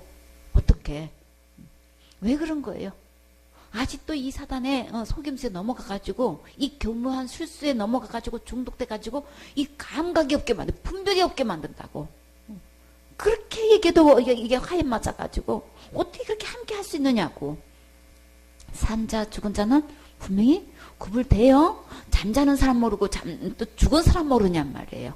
주님은 분명히 거룩한 주님이라 구별하라고 하셨어요. 근데 이 가인의 제사를 겸해서 이렇게 드리고 또 아무렇지도 않다고요. 주님께서 말씀하실 때 빨리 순종하세요. 순종해야 살 길이 있어요. 그러면 결국은 어떻게 되냐? 계속 그렇게 해나가면 이것도 아닌 것이 저것도 아니지. 결국은 뭐만 남아요? 사단이 준 영향에 휩쓸려서 하나님을 전혀 못해요. 자기는 하나님 일을 한다고 하지. 아니에요. 그 열매 맺지 못해요. 그러니까 빨리 하나님 안에서 진짜 하나님이 기뻐 받으시는 열매를 거두려면은 구분부터 해야 되는 거예요. 빨리 배워 버리셔야 되는 거예요. 이게 은혜 아래에 있어야 되는 건데 하나님에서 멀리 떨어져 있는, 은혜에서 뚝 떨어지고 끊어져 있는 거기에 매달려서 뭘 하겠다고 계속 거기서 연연하고 있냔 말이에요. 결단하세요. 이 제사 주님께서 받지 않은 거 이렇게 분명히 봤으면 우리 주님께서 주시는 교훈이 있죠. 빨리 그 정리하라고 하시는 거예요. 절대 주님 받으시지 않으셨어요? 기뻐하지 않으셨어요? 주님 기뻐하시지도 않는 거, 받지도 않으시는 거, 그거 계속 고집해서 그게 계속 하실 거예요. 그러면 앞으로 전진을 못해요. 더 깊이 은혜에 젖어들어야 되는데 그 계속해서 그냥 이 생명의 말씀이 계속 들어가가지고 물갈이가 빨리 씻겨져 나가야 되는데 오늘은 생수를 넣었다가 그 다음에는 흙탕물을 넣었다가 언제 정화되냐고. 계속 반복되는데 이게 고등범죄만 돼가. 들으니까 머리는 커져. 근데 계속해서 흙탕물을 집어넣으니까 뭐예요? 전혀 이게 변화되지 않고 맨날 그 자리야. 알기는 뚫어지게 알아줘. 근데 결단을 안 하니까 쓸 수가 없는 거예요. 가인 제사 주님 분명히 받지 않으셨어요? 구분하세요. 자신의 신앙을 돌아보세요. 나는 지금 어떻게 하고 있나? 그 제사는 계속해서 내가 하나님 노릇하고 있는 거예요. 나는 아무것도 할 수 없다는 거. 두 손 두 발 들었으면은 벌써 결단이 되어지는 거죠. 저절로 되어지잖아요. 분명히 하나님 말씀 깨달은 아벨은 자기 거 하지 않고 하나님 말씀대로 순종해서 그 첫 새끼와 기름을 이렇게 번제단에다 태워서 하나님께 드리면은 하나님이 그것을 흠양하신다고 하셨죠. 하나님을 너무나 기쁘게 드린 거란 말이에요. 우리 남은 생에 주님 오실 때까지 우리 하나님께 기쁘게 해드리는 예배 드려야 되는 거죠. 여기 구분을 해야 돼요. 이렇게 가인이 너무나 분해가지고 안색이 싹 변했어. 얼굴 표정이 완전히 달라졌어. 그러면 그만큼 분하면은 하나님 말씀 이제부터라도 시작하면 될 거를 지금 어떻게 하고 있어요? 그러니까 하나님이 따져 물었어. 가인아, 너 왜 안색이 그러냐? 그러니까는 내가 너한테 하란 대로 했으면 이렇게 얼굴 못 들 일도 없잖아. 그냥 막 얼굴이 울글거리게 해가지고 얼굴도 지금 낯도 못 들었다 그랬어요. 네가 선을 행했으면은 왜 어떻게 네가 낯을 못 들고 지금 그러고 있어? 선을 행치 아니하면 죄가 문에 엎드려진다. 그러니까는 이거는 하나님 앞에 범죄라는 것을 몰라. 하나님 말씀대로 순종하지 않고 있는 이거는 지금 뭐예요? 죄가 문에 엎드리느니라. 그럼 어떻게 되는 걸까요? 죄의 소원이 내게 있으나 너는 죄를 다스릴지니라. 다스려야 되는 것이 여전히 그저 동참하고 있네. 죄의 소원이라고 하면 이 못된 생각, 이 악한 생각, 해서는 안 되는 생각 다 빨리 베어버리세요. 그대로 그냥 묵인하지 마세요. 이건 하나님 앞에 얼굴도 못 드는 행위라고요. 나는 어떤 예배를 드리고 있는지 자신을 살펴보세요.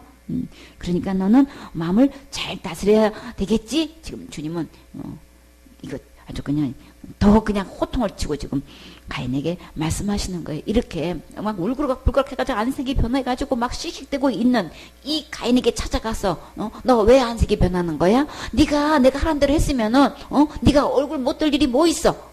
그러니까 그런 상태 계속 있다가는 죄가 네 문 앞에 엎드려서 지금 너를 노리고 있으니까 잘 다스려 라고 했을 때는 이처럼 사랑하는 기회가 없는 거예요. 가인에게 이렇게 다가가서 이렇게 세세히 말씀해 주시는 거는 엄청난 사랑을 지금 받고 계시는 거예요. 그때가 기회예요. 이거를 그냥 넘어가지 마세요. 마냥 기회 있는 거 아니에요. 그러니까는 빨리 내 고정관념 빨리 깨트려 버리세요. 그래야 진정한 주님으로부터 온전한 상 받잖아요. 그러니까 마음을 잘 다스려야 되겠죠. 그렇지 않으면 급기야 너를 집어 삼키고 말게 돼. 오히려 죄가 자기를 삼키게 되니까 그거 빨리 다스려, 빨리 배워버려, 빨리 쫓아버려. 지금 이렇게 지금 신신당부하신다고요. 주님은 가인에게 이렇게 단단히 주의를 시키고 계시죠. 이 말씀이 자신의 말씀으로 들으세요. 그래서 빨리 미루지 마세요. 8절에 가인이 그 아벨에게 고하여. 하나님께서 그렇게 신신당부를 하고 더 큰 범죄 저지르기 전에 이렇게 했건만 가인은 어떻게 했나요? 그 죄가 자기를 결국은 삼키게 되는 걸 볼 수가 있어요. 들로 나오라고 해가지고 들에 있을 때에 아벨아 너 어떻게 제사 드려서 하나님 받으셨어? 좀 가르쳐 줄래? 그랬나요? 그냥 아벨 그냥 그 아벨을 어떻게 했어요? 마음속에 이 분노 다스리지 않으면 하나님 말씀대로 순종하지 않아서 하나님께 연락되지 않는 예배 계속 드리면 어떻게 되는 거예요? 내 마음속에는 뭐만 올라와요? 기쁨과 즐거움과 감사가 올라오는 게 아니고 이게 분노가 올라온다고. 이거 다스리지 않으면 결국은 어떻게 되나요? 형제를 죽이는 결과가 되는 거예요. 그래서 주님은 찾았어요. 가인아 아벨 어디 있어? 어떤 아벨이라고 하셨나요? 내 아우 아벨 어디 있냐 지금. 저 몰라요. 아니 내가 뭐 아우를 뭐 지키는 사람인가요? 하나님 앞에서 막 아주 그냥 아무렇지도 않게 뻔뻔하게 지금 또박또박 지금 대꾸하고 있어요. 내가 무슨 짓 한 거야? 네가 아무 짓 안 했으면은 내 아우의 피소리가 땅에서 내게 지금 호소하고 있는데 지금 무슨 짓을 한 거야 지금. 참 죽이면 끝나는 줄 알았더니 죽어서도 피가 어떻게 한대요? 핏소리가 하나님 앞에 호소한다고 지금. 하나님 나 억울하게 죽었어요. 내 사주 좀 돌아봐 주세요. 핏소리가 하나님 앞에 호소한다는 거예요. 죽어서 말 못하는 거 아닌 거예요? 그래서 경찰이 죽은 시체를 놓고 그걸 뭐 한다 그래요?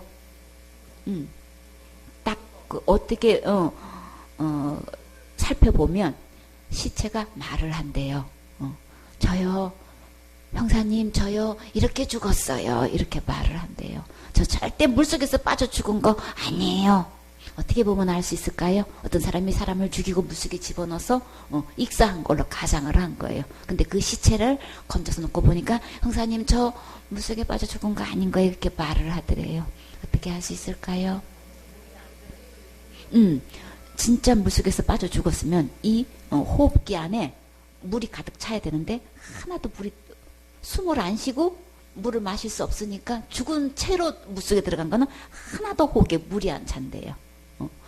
형사님 저 물속에서 타 죽은 거 아니에요. 어떻게 할 수 있을까요? 이 검사를 하면 호흡기 안에 폐 안에 그 끓음이나 이런 것들이 하나도 없는 거예요. 그 시체가 다 호소하는 거예요.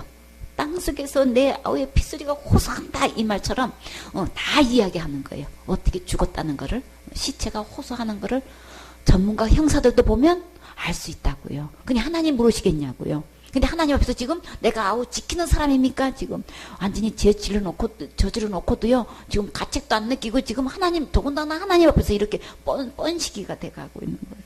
이렇게 완악해지는 거예요. 제가 죄를 낳고 이렇게 되어가는 거. 그러니까는 분명히 아닌 하나님께서 받으시지 않는 예배 분명히 알고도 계속하다 보면 내 양심이 무뎌져 가지고 그걸 못 느껴.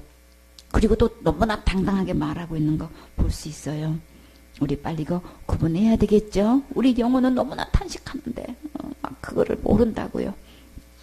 생명의 말씀을 듣고 싶어서 너무나 갈급해하고 있는데도 그걸 못 느끼고 그저 그냥 육신적인 거 보고 그냥 그거 사람끼리 어울리는 것에서 그냥 그럭저럭 지나가고 있는 거예요.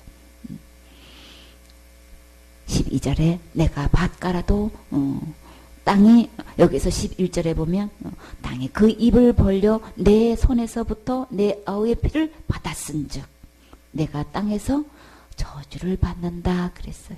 힘대로 거두죠. 결국은 내 영혼이 저주를 받게 된단 말이에요.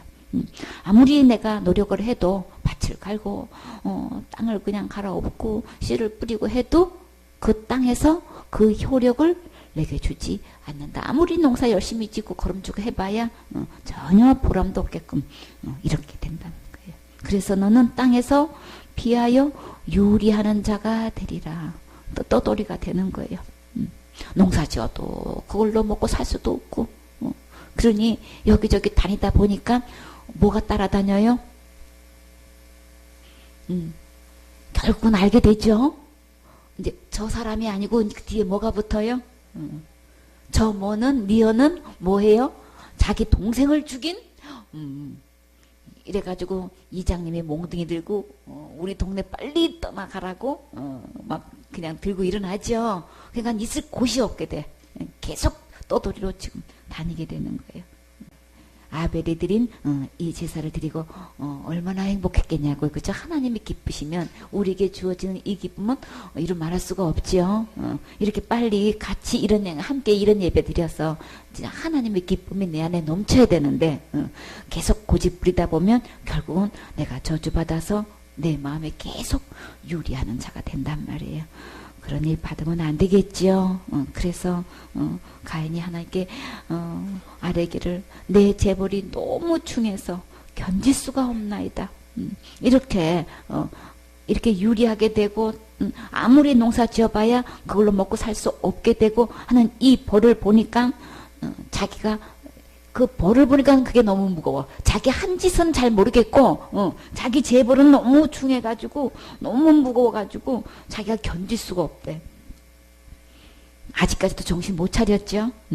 14절에 주께서 오늘 이 지면에서 나를 쫓아내시온즉 내가 주의 낯을 배웁지 못하리니.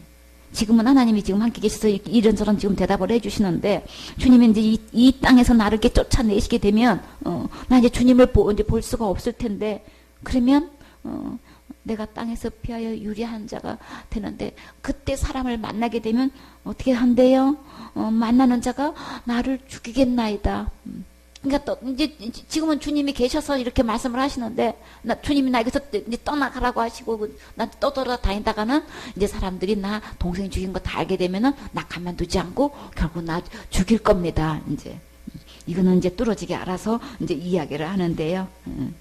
근데 여호와께서 그에게 이르시되 자 여기서 정말 우리가 이제 죄 벌이 이렇게 하나님께서 기뻐하시지 않는 이렇게 제사를 드려서 하나님이 받으시지 않는 걸로 인해서 분노가 인해서 동생을 죽이까지 한 이 가인 과연 누굴까요?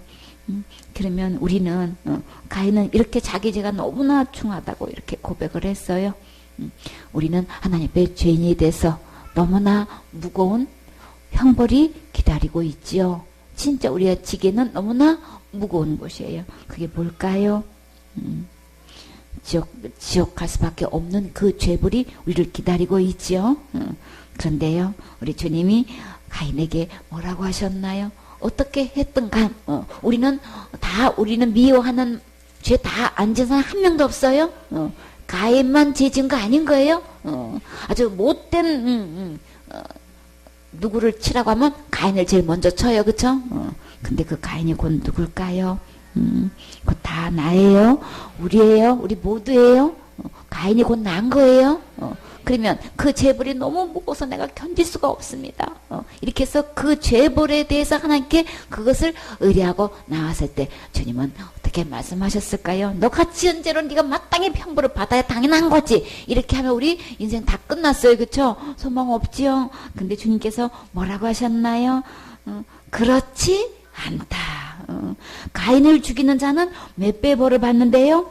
벌을 7배나 받으리라 하시고, 와, 저는요, 주님께서, 주님, 저는요, 너무나 끔찍한 큰 죄를 지어서 지옥 갈 수밖에 없어요.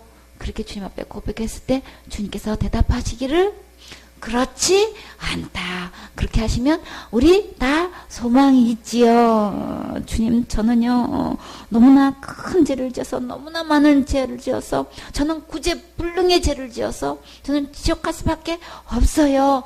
라고 했을 때 주님께서 대답하시기를 그렇지 않다.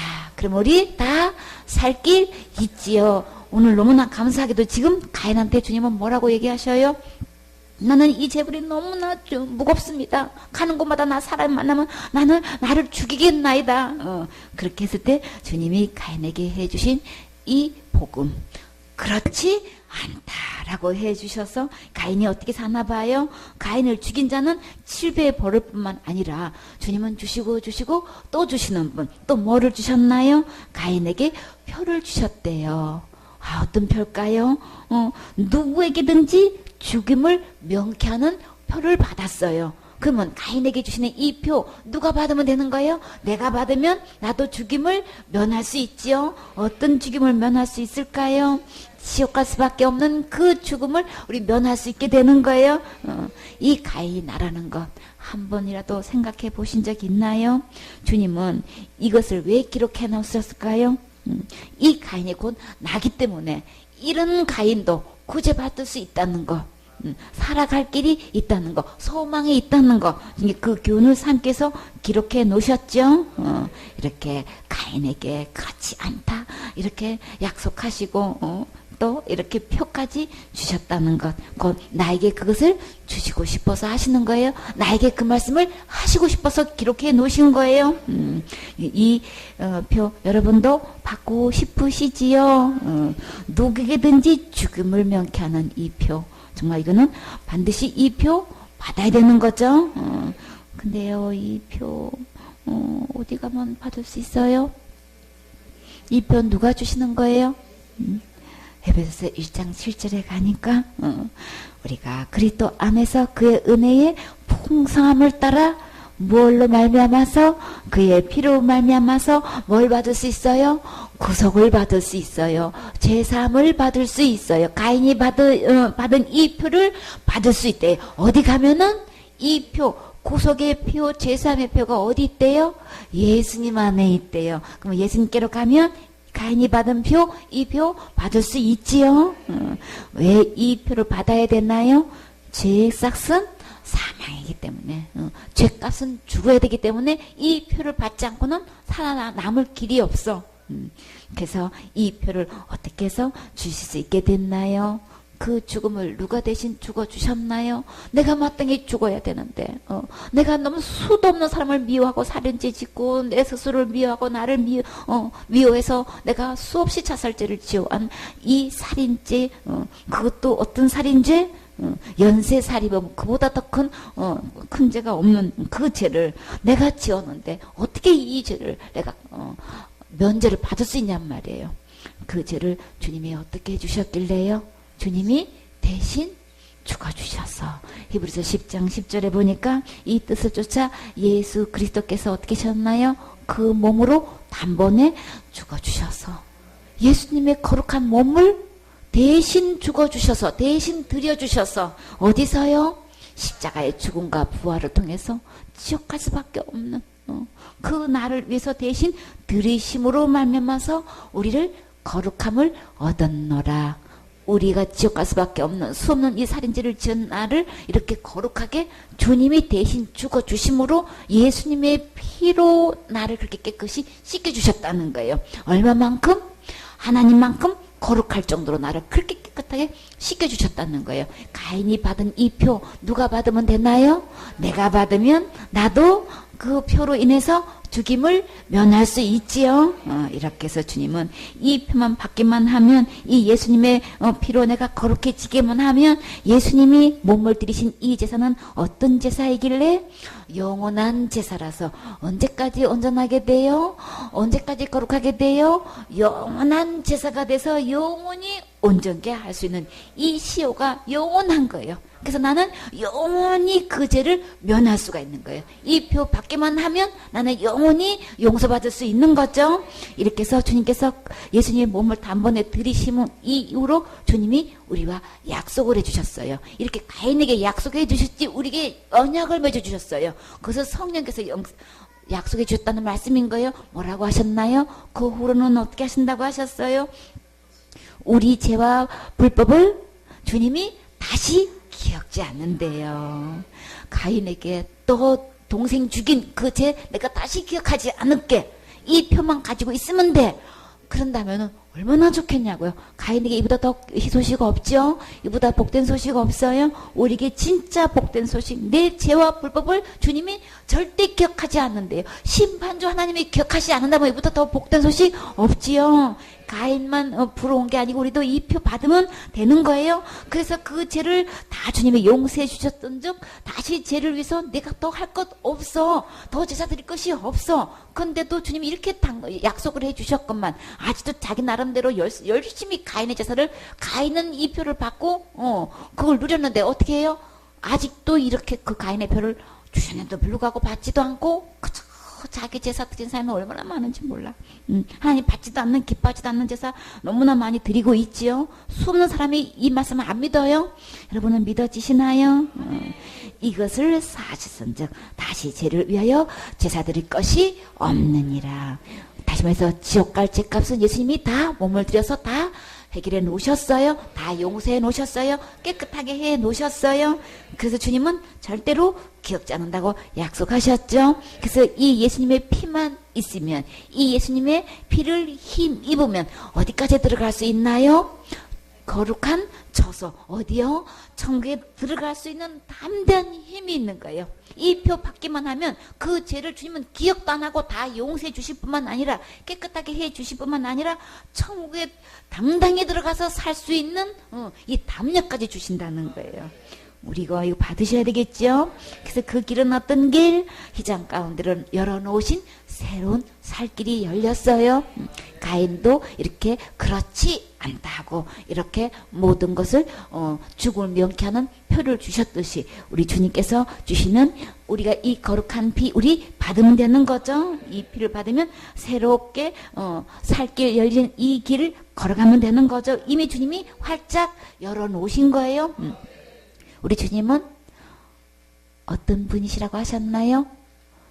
내가 곧 길이요 진리요 생명이니 나로 말미암지 않고는 아버지께로 올 자가 없다고 하죠. 새로운 이 살길, 천국 갈 수 있는 길, 하나님 아버지께로 나아갈 수 있는 살길이 주님이 되어주셨죠. 이미 활짝 열어놓으셨어요. 우리는 어떻게 하면 돼요? 거기를 가면 되는 거예요. 씩씩하고 당당하고 진짜 룰루랄라 하면서 하나님을 찬양하면서 거기를 가면 되는 거죠. 우리 주님께서 이렇게 아름답게 다 선하게 해결해 주셨어요. 그래서 이 피를 어디에 뿌리면 내 마음에 뿌리면 우리 주님은 큰 제사장에 대해서 이미 다 속죄해 놓으셨기 때문에 이 속죄함을 받으면 되는 거죠. 그래서 우리 마음에 이 거룩한 피를 뿌리기만 하면 내 마음도 몸도 다 깨끗하게 돼가지고 악을 깨닫고 내가 하나님만 섬겨야 되는데 누구를 섬겼어요? 다른 신을 섬겼지요. 다시 깨닫고 진짜 하나님께서 기뻐 받으시는 이 예배 지금부터 시작해도 늦지 않아요.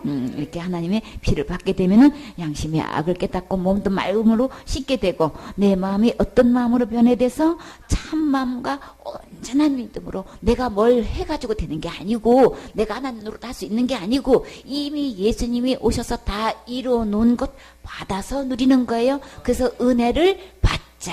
하나님께 나아가는 거죠. 하나님께 다 이루어내신 이 은혜를 받으면 어디로 갈 수 있나요? 하나님께로 나아갈 수 있는 거예요. 그래서 이 온전한 믿음 오직 예수 그리스도만 믿는 믿음으로만 하나님께 나아갈 수 있는 거죠. 그래서 요한복음 3장 16절에 하나님이 세상을 얼마만큼 사랑하셨어요? 이처럼 사랑하사 어떻게 하기까지? 죽기까지, 몸을 들여서 죽기까지 이처럼 사랑하셔서 그 결과로 이렇게 어떻게 됐나요? 이는 저를 믿는 자마다 멸망치 않고 가인에게 어떻게 했어요? 그렇지 않다라고 약속하신 것처럼 멸망치 않고 약속하셨지요. 그리고요 영생을 얻게 하려 하십니다. 천국에서 들어가서 영원히 살 수 있는 잃어버린 상실된 그 생명을 다시 얻을 수 있게끔 주님이 선물로 주신다는 거예요. 그렇기 때문에 가인에게 주신 이 표 우리도 받으셔야 되겠죠. 이렇게 해서 주님이 살인하지 말라라고 했는데 지금까지는 우리 마음에 하나님 듣기 싫어가지고 그 상실한 마음대로 내버려 뒀을 때에 우리 마음속에 모든 불의가 다 들어왔지요. 그래서 다시금 이제 하나님 말씀 듣고 하나님 말씀대로 믿어서 그 예수님을 어디에 모실 때 내 마음에 죄인으로 모시게 되면 내 마음에 그 새겨진 그 죄가 예수님의 피로 발려져서 기억지 않게 되는 거죠. 내 죄와 허물은 다 덮여지게 되고 다 거룩하고 깨끗하게 돼서 주님이 내 안에 계셔서 언제든지 천국 갈 수 있는 거죠. 이렇게 하나님 버리는 순간에 생명을 잃어버린 이 살인 행위를 우리는 다 범했어요. 그렇죠? 이 처음 살인 행위, 자살 행위는 예수님께서 십자가의 죽음과 부활을 통해서 지옥 갈 내 모든 죄를 얼마만큼 용서해 주셨나요? 영원히 다 용서해 놓으시고 이 표를 주셨지요. 예, 죽음을 명쾌하신 이 표를 받지 않으면, 이 예수님을 믿지 않으면 진짜 영원한 살인자가 되어서 둘째 사망 곧 어디에 가게 되나요? 지옥 갈 수밖에 없게 되는 거죠. 이렇게 해서 더 이상 살인하지 마세요. 진짜 살인은 이 예수님을 믿지 않는 거예요. 그래서 주님은 살인하지 말라고 했는데 계시록 20장 14절에 보면 사망과 음부도 불못에 던지우니 이것은 어떤 사망이라 했어요? 둘째 사망인 거예요. 우리의 육신이 한번 죽고 또 두 번째 죽음이 있어요. 그 죽음은 어떤 죽음인가요? 지옥으로 가는 더 이상 하나님을 만나뵐 수가 없는 거예요. 심판받고 둘째 사망 곧 불못으로 던지우게 되는데 그 던지울 때에 어떻게 던져진다 그랬어요? 누구든지 생명책에 기록되지 못한 자는 불못에 던지우더라 그랬어요. 내가 착한 일을 하냐 악한 일을 하냐 이런 걸로 갈라지는 게 아니고 생명책에 기록되지 못해서 던져진다는 거예요. 그러면 내가 생명책에 이름이 기록되려면 어떻게 돼야 되는 거예요? 요한복음 5장 24절에 내가 진실로 진실로 너희에게 이르노니 이제 누구 말씀 드려야 돼요? 예수님 말씀 드려야 되는 거예요? 지금에도 예수님 말씀 들으셔야 되는 거예요? 가인이 처음부터 예수님 말씀 들었으면은 그런 일이 없었었죠? 죄를 다스리라고 할 때 다스리셔야 되는 거예요. 그렇죠? 그렇기 때문에 처음으로 하나님 말씀 안 들어서 이 불상사가 일어난 거라고요. 아담도 마찬가지고 하와도 마찬가지고 하나님 말씀 안 듣는 데서 시작된 거예요. 그래서 주님은 간곡하게 말씀하시기를 누구 말씀 들으래요? 이제부터는 내 말 들어라. 예수님 말씀 들으셔야 되는 거예요. 그리고 예수님 말씀 믿으면 우리 잃었던 무엇을 얻게 돼요? 영생, 영원한 생명을 얻을 수 있게 된단 말이에요. 영생을 얻게 되면은 하나님의 생명책에 내 이름이 기록되지요. 어떤 조건으로 기록되나요? 절대 흐리지 아니하고 우리의 행위로 생명책에 이름이 기록되는 게 아니고 누구 때문에? 예수님의 십자가의 죽음과 부활로 되어진 그 은혜로 우리가 이 영생을 얻었기 때문에 이 영생은 절대 잃어버리지 않아요. 잃어버리지 않기 때문에 생명책에 흐려질 일이 없어요. 그렇기 때문에 예수님 말씀 듣고 예수님 말씀 믿으면 영생을 얻게 돼요. 그리고요 절대로 심판받지 않아요. 아직 집행되지 않았기 때문에 앞으로 집행할 때 그 심판대에 서지 않아요. 우리는 상 주시려고 그리스도의 심판대에 서요. 우리는 주시고 또 주시는 분. 그리고요 사망에서 생명으로 이미 옮겨 놓으셨어요. 내 이름이 이미 생명책에 주님이 옮겨 놓으시는 거예요. 우리가 해야 할 일 주님이 살인하지 말라고 하셨어요. 진짜 살인은 이 제 문제를 해결해 놓으시고 그렇지 않다 말씀하시고 그리고 표까지 주셨는데 이것을 안 받아서 지옥 가는 거란 말이에요.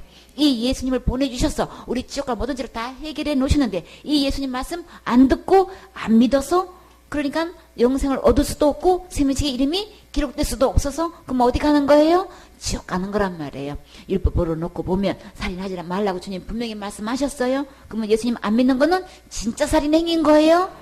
그렇기 때문에 율법을 보고 우리는 천국 갈 영은 아무도 없어요. 내가 뭘 짓게 해가지고 천국 갈 사람이 이 세상에 단 한 명도 없어요. 그렇기 때문에 우리는 예수님이 필요하지요. 예수님이 오셔서 이 모든 것 다 해결해 놓으시고 우리에게 이 표 받아라고 지금 선물로 주셨어요. 이 하나님 말씀 듣고 믿어서 이 표 받고 우리 둘째 사망 곧 지옥을 면하는 우리 그런 주인공 되셔야 되겠지요. 아멘.